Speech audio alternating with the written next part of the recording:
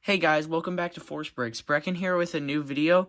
Today we have my first mock that I've reviewed other than my Batmobile mock that I did for my very first official video. This is a mock for my theme called Legend of the Master of the Sun. Let me give you a little information about it. So, starting off with the beginning of the story, me and a few of my friends find out that we have elemental powers, kind of like a Ninjago. And what we do is we have to use them to protect the world from villains. And the first time it was banning in his robot army, we stopped him by using the golden powers, which they're not the same golden powers from Ninjago, obviously.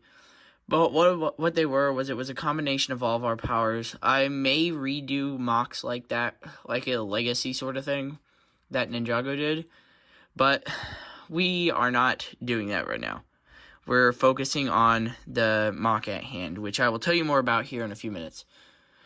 Anyway, so that was part number one. Part number two, it was an underwater theme. There was a temple and a disturbance from the sea. None of us have water powers, but basically what it was is there was a disturbance from under the sea. And so what we had to do was we had to go stop the Sharkians, which, yes, they were people with shark heads. It was kind of goofy, kind of not, kind of cool. I got some pretty cool underwater vehicles like the APS suit. I think that's what I called it. But yeah, it was super cool. Part 3 was kind of like Ninjago Dragons Rising Season 2 Part 2. It was a tournament. I have a notebook about the rules and stuff here, actually.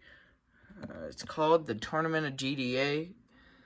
GDA is just the abbreviation I came up with. But anyway, that's that.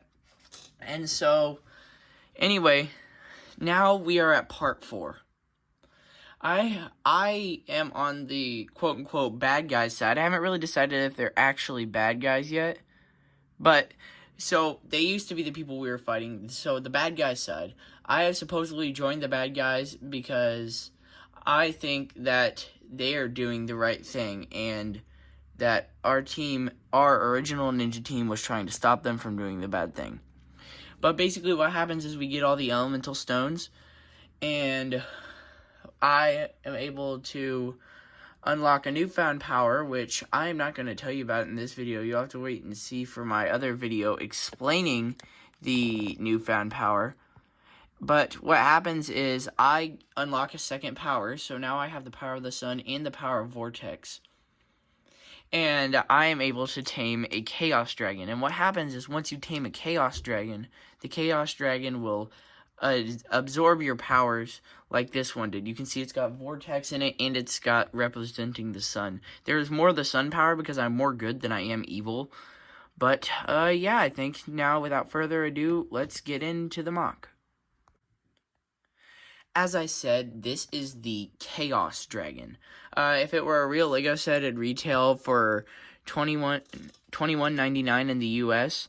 It comes with 2 minifigures, a fine scaled build. I think it's a pretty good first bipedal dragon I've built in a long time. Most of my dragons are quadpedal.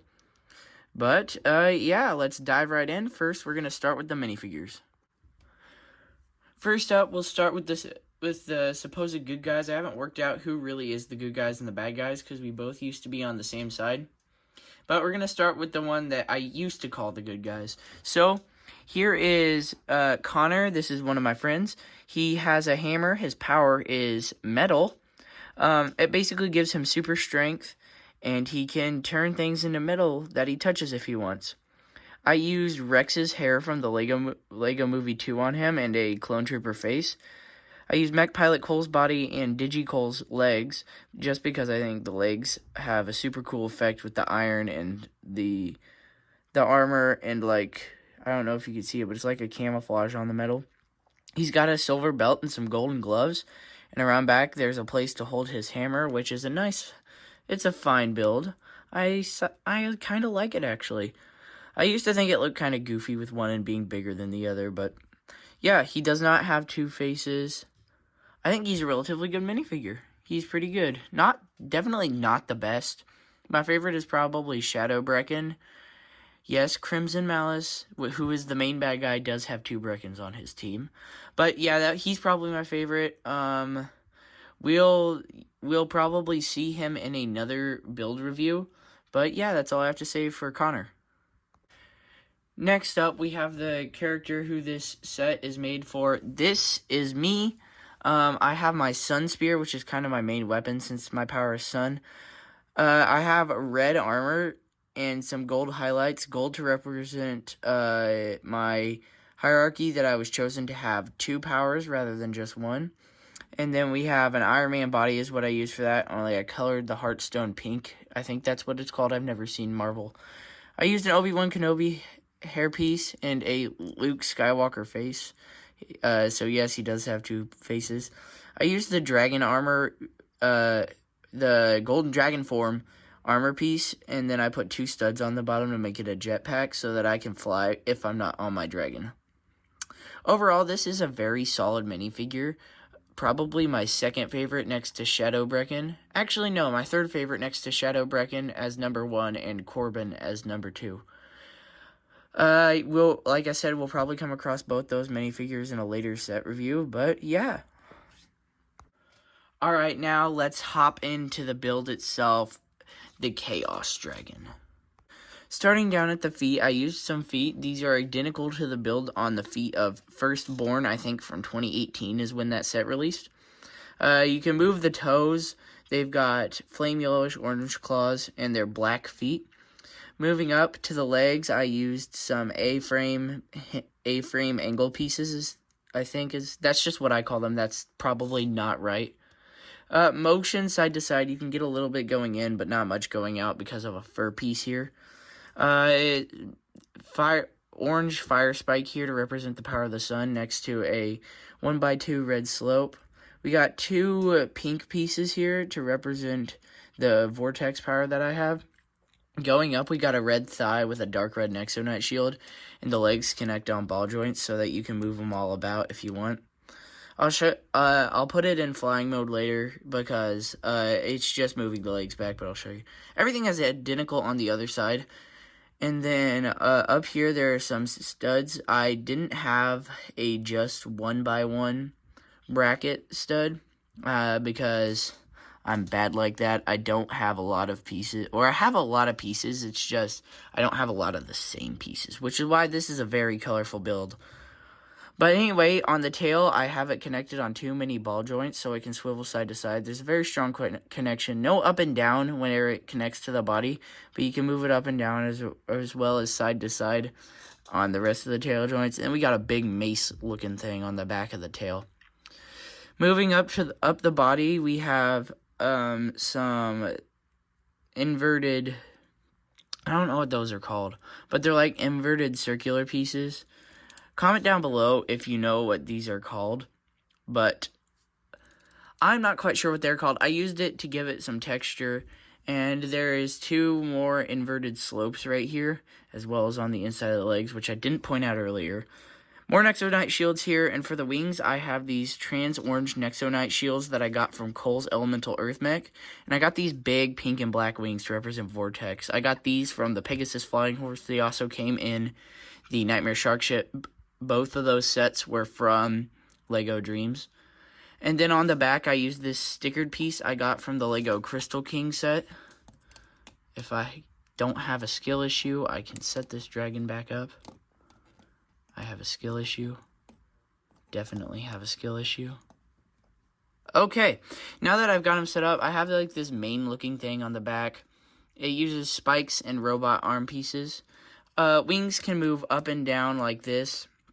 Nexonite shield on the tail in 2 spots here and here. And then I definitely had to add some more orange pieces, trans orange pieces. Another trans pink piece right here to represent the vortex. And turning it around to the front, we got another dark red fur piece right here. The head is the one from the Fire Dragon Attack set from Legacy, I believe, in 2021. And then to put me on the dragon, you have to take the spear out of my hand, I suppose, and then you can like put my hands forward like that. And you can just plop my feet on the 2 studs right there. And then I'm riding my dragon. And so, yeah, that's pretty much all I have to say for the dragon. Now, to put it in flying mode, all you gotta do is flip the feet back. And you have to lock the toes, or not lock the toes, but fold the toes like that to make them look like they're kind of curving up. Then you can, I suppose, put the legs back a little bit. Maybe you want to straighten the tail out so you can get the legs farther back. And yeah, so that's how you put it in flying mode. Definitely a really good MOC. One of the best dragons I've ever done, I'd say. Not the biggest dragon I've ever done. Biggest dragon I've ever done probably has to have been... Ooh, I don't know. I'd have to say Peril from Wings of Fire. That was a nice big dragon.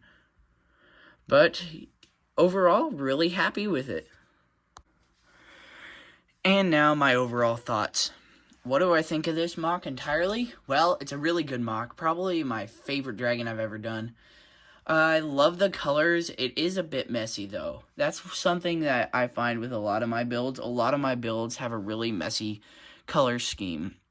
The color scheme on this one is okay. I'm glad I was able to keep it consistent with the black, red, and trans pink or pink.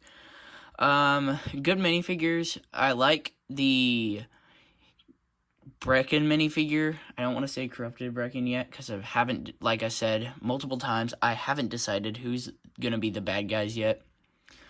The wing, lots of posability. I like it. The ball joints are a little loose on the feet simply because I used to play with Firstborn so much. The tail is nice. I like the head too. The head is such a great mold. I wish we would have got that more. It came in like 2 or 3 sets, but they were very underwhelming sets to say the least. I think I used it in an interesting way. Really like it. Comment down below if you want to see more Legend of the Master of the Sun MOCs. I think they're really fun to make. They're probably my favorite MOCs that I do make. And yeah, that's pretty much all I have to say for this MOC. Be sure to like and subscribe because it really helps support me in the channel. And if you have any build challenges or anything you want me to see or do or review, just comment down below like I've said. And thank you for watching, and I will see you in my next video. Bye!